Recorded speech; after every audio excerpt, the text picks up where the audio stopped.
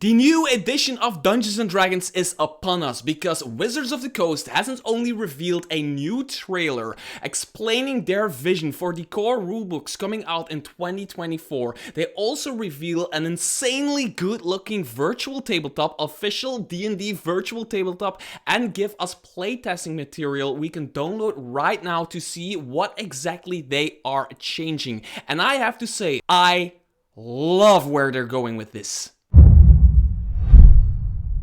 Hi there fellow roleplayers and game masters, my name is Mr. Drosk and this is still your go-to YouTube channel for everything Dungeons & Dragons third-party related. And I don't talk about Wizards of the Coast a lot on this channel, but I might as well start to, because if this is the direction that Wizards of the Coast is taking D&D in, I might become a really big fan. And what I want to do in this video is just talk about what they said in the trailer, like the most important points for me in the trailer, and then I want to look at the playtesting material that I read cover to cover, and I would just want to tell you why I absolutely love the direction they're taking the game in at this point. So without further ado, let's get into it. So there's actually 3 points that I want to talk about from this trailer, because the trailer itself is basically just a bunch of people from Wizards of the Coast saying a bunch of vague stuff for the new edition of Dungeons & Dragons. So the first thing is the end of editions. Now I'm saying the new edition of Dungeons & Dragons, they are actually referring to it as One D&D.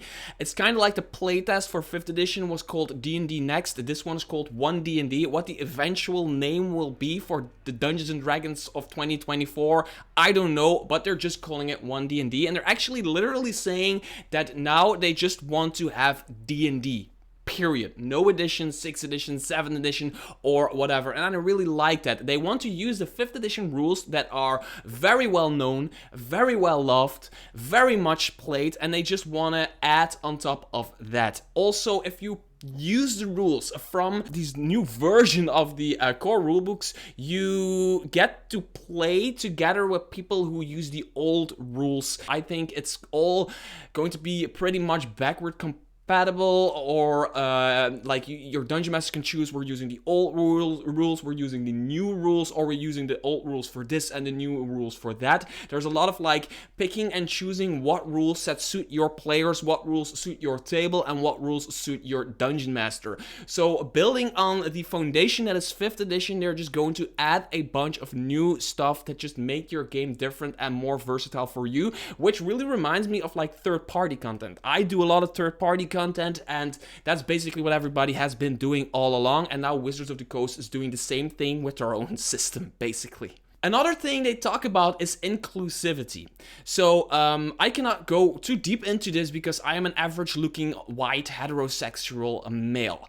So inclusivity has been a problem for a lot of people in Dungeons & Dragons, not only in Dungeons & Dragons, but in like the fantasy genre, because the fantasy genre is still kind of, there's a lot of like just the white savior kind of stuff, or like the knight on the horse kind of stuff, and there are people that just don't feel like their, I don't know, their human ancestry or their location on Earth or their color of their skin or whatever is represented enough in fantasy. And the 5th edition already does a really good job on that, with like the player's handbook, there's like people in there from different colors and different genders and everything, and Tasha's Cauldron of Everything went even further with that, but it was just not enough to my opinion. It was like this big of a thing, like, and it just basically said, do your own thing, whatever the fuck you want to do, just do it.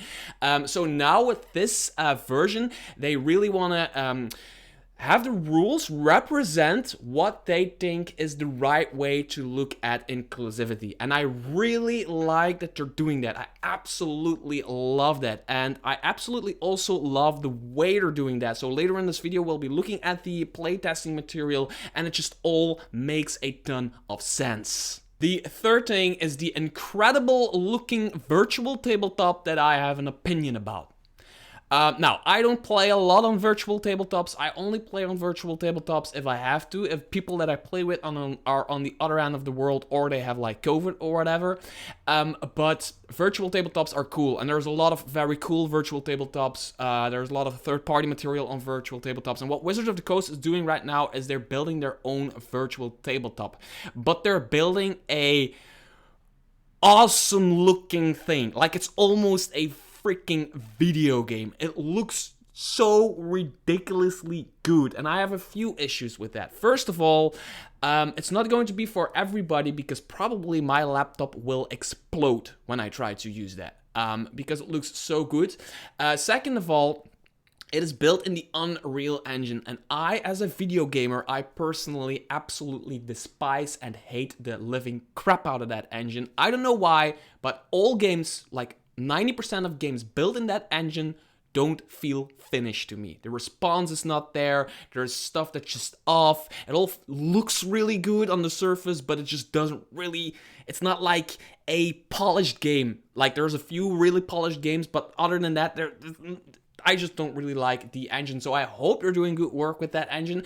But the main thing is the monetization. I think Wizards of the Coast is just, I hope not, I hope I'm wrong with this, but I think Wizards of the Coast is going to play Monopoly with this, and they're going to monetize the living crap out of this, and they're going to even like monetize the dice, like the miniatures you can create for your character, like, but the thing I love is if you buy a book on D&D Beyond, you can also get like the dungeon already set up in this realistically looking virtual tabletop, and you get like the entire dungeonscape and all of the miniatures you need and all of the enemies and all of the stat blocks, which is really cool, but makes it almost impossible ever for third-party publishers to create their own stuff for this virtual tabletop. So I think third-party is still going to be on Shard Tabletop, Roll20, Foundry Virtual Tabletop, Fantasy Grounds, all of the other virtual tabletops are going to be more used for third-party stuff, and I think this one is going to be more used for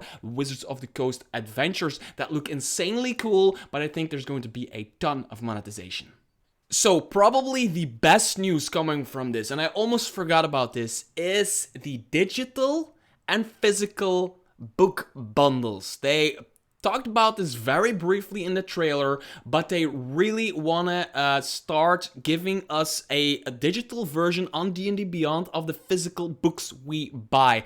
And at first that wasn't possible because Wizards of the Coast and D&D Beyond were two separate companies. D&D Beyond just paid Wizards of the Coast a lot of money in order to be able to do what they did. But now Wizards of the Coast bought them, and now they're like one company and they can do whatever they want. So now I expect that in 2024, when we buy the new player's handbook for the new edition, we actually get a code or something like that, so we also get it on D&D Beyond. That is actually the biggest change for a lot of people, and this is just going to, like, a person like me, I don't really use D&D Beyond a lot. I love the system, I love how it works, but I've never been using it a lot because I have all of the physical books and none of the digital books. But it's an amazing system. It's an amazing website. It's just built so freaking well, and having all the digital versions of the physical books that I have will just change my opinion and will just move me over to D&D Beyond.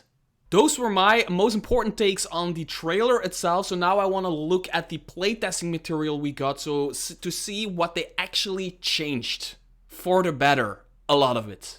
So this is it, ladies and gentlemen, the Unearthed Arcana 2022 Character Origins. This document is the first in a series of Unearthed Arcana articles that presents material designed for the Player's Handbook coming out in 2024. So this is all around character creation and a little bit like the rolling stuff, but all for the Player Handbook. There's also stuff coming for the Monster Manual probably, and for the Dungeon Master Guide. Now, really quickly, before I go into this, I've built a website, a really simple, tiny website where I host a ton of amazing discounts on third-party D&D material, like exclusive discounts for my community, but also stuff I found on Amazon that is discounted from like Kobold Press. There's JPEG 7.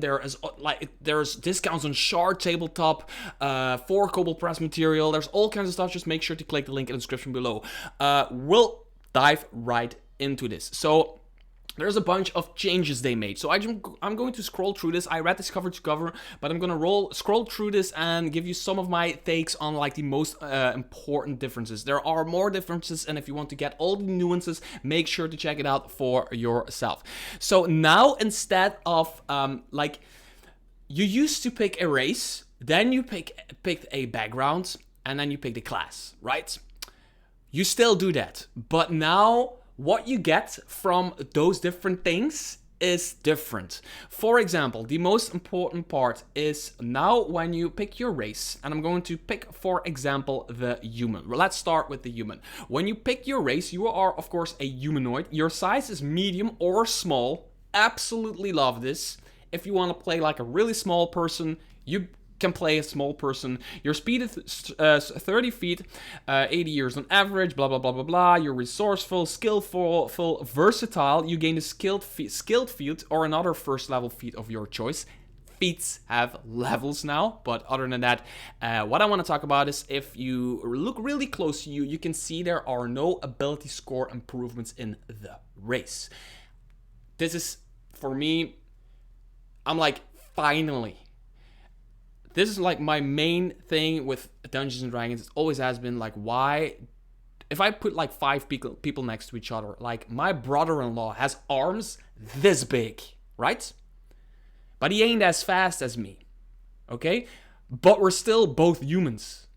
So I like that your race doesn't necessarily say how well you're built or how fast you are, how smart you are, or how perceptive you are, or whatever. Of course, there's going to be main things that your ancestors have passed on to you, which absolutely make sense. So now they're going more for that kind of stuff. So your stuff like resourceful and skillful and versatile, that are traits of the humans. And they're also moving away from the half races.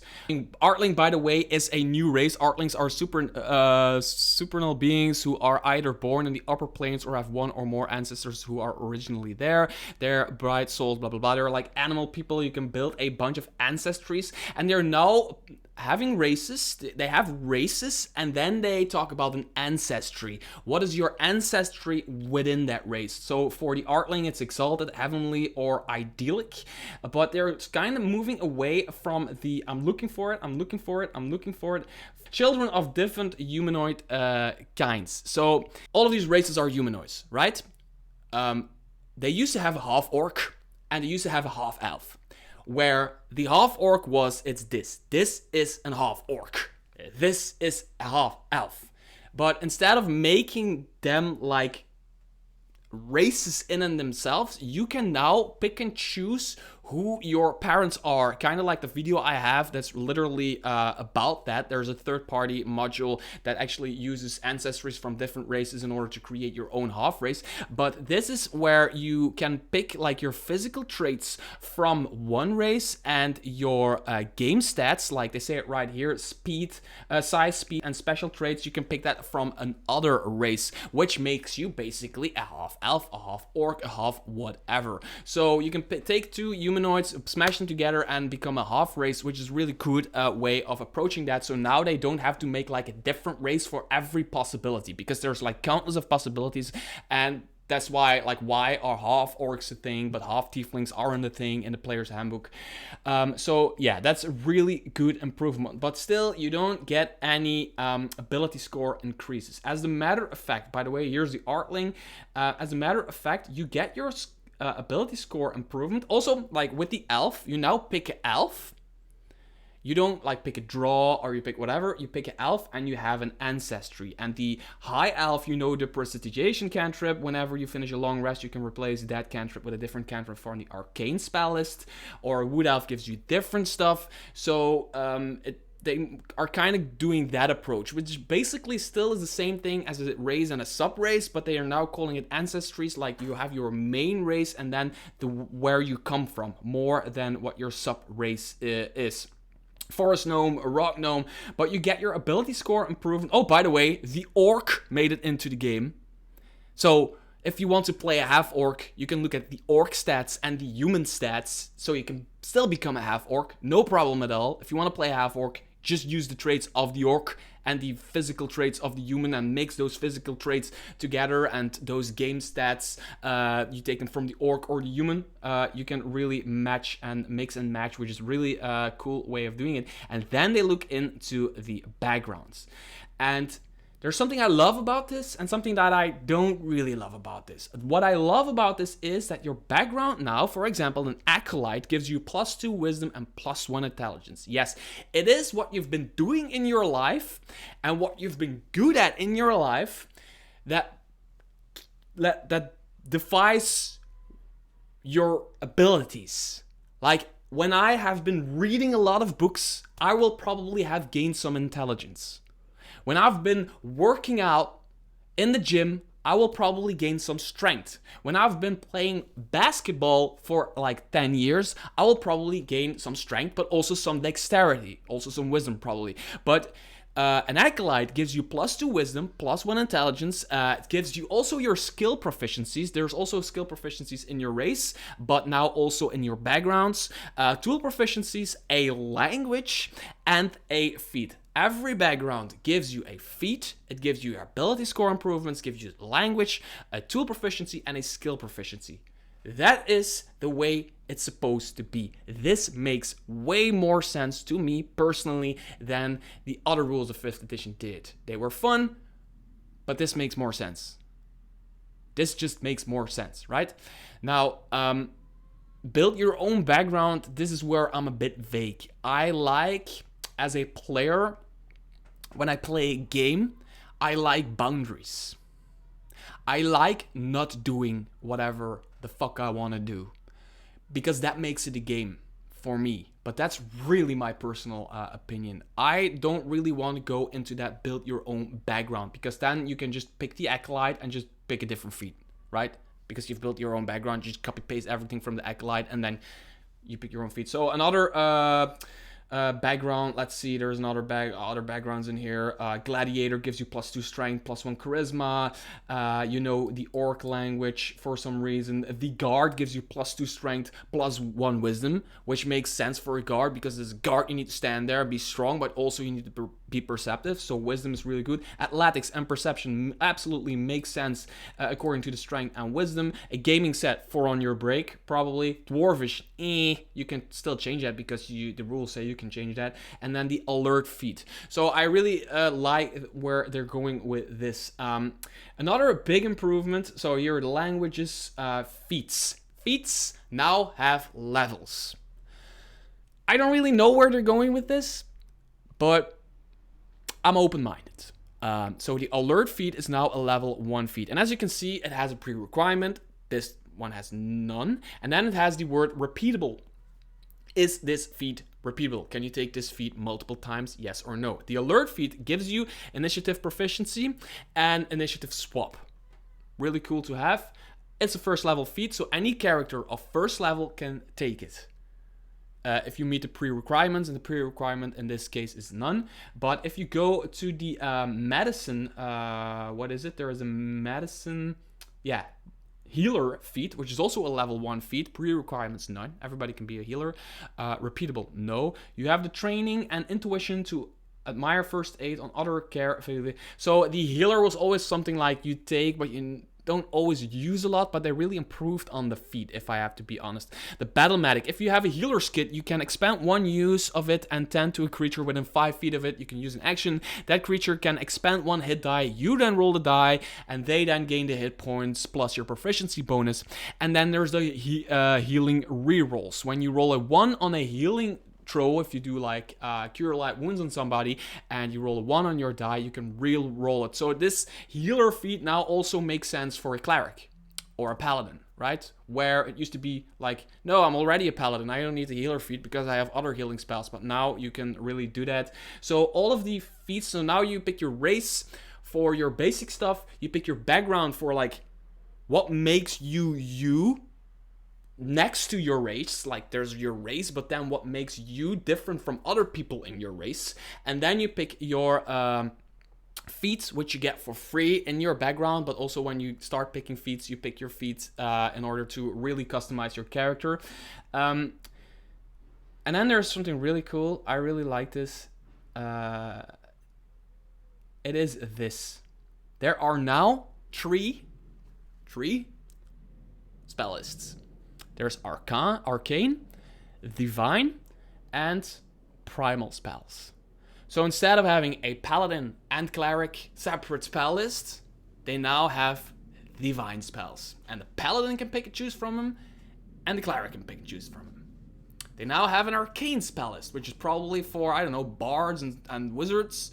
They now have a primal spell list, which is probably for, I don't know, druids and rangers, probably, I don't know. So they have 3 spell lists, general spell lists, which simplifies things in a good way, personally. It's just like, this is the list, you and you take from this list, you and you take from this list, you take from this list, period. It's not like, oh, I have this spell, why does the paladin have this spell, and the cleric doesn't have this spell.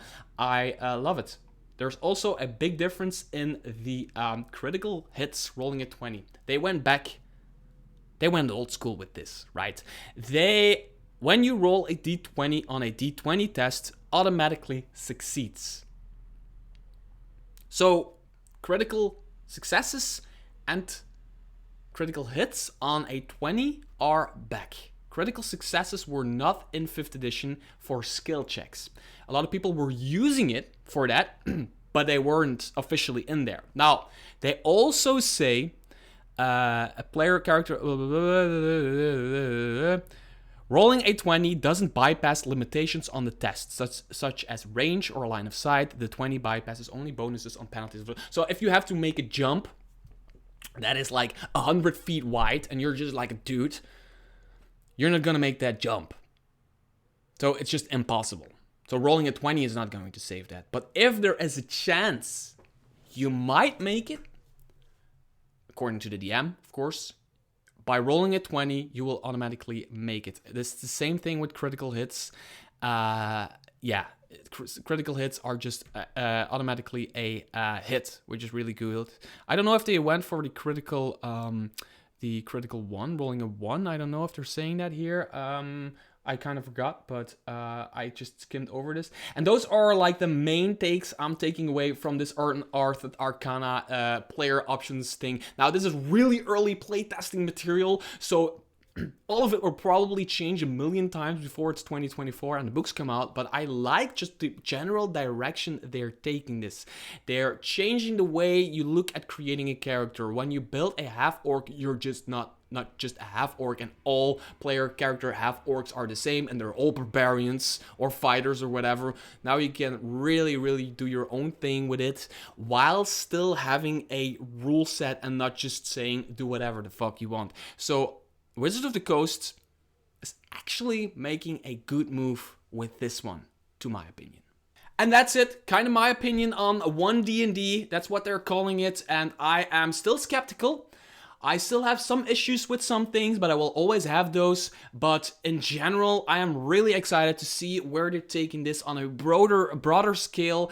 And I just can't wait for them to release new stuff. And I want to see what D&D Beyond is going to do with virtual tabletop. And I'm just going to keep a very close eye on Wizards of the Coast to see if they're not going to screw this one up. I'm really excited to get the books in 2024. And until next video, bye-bye.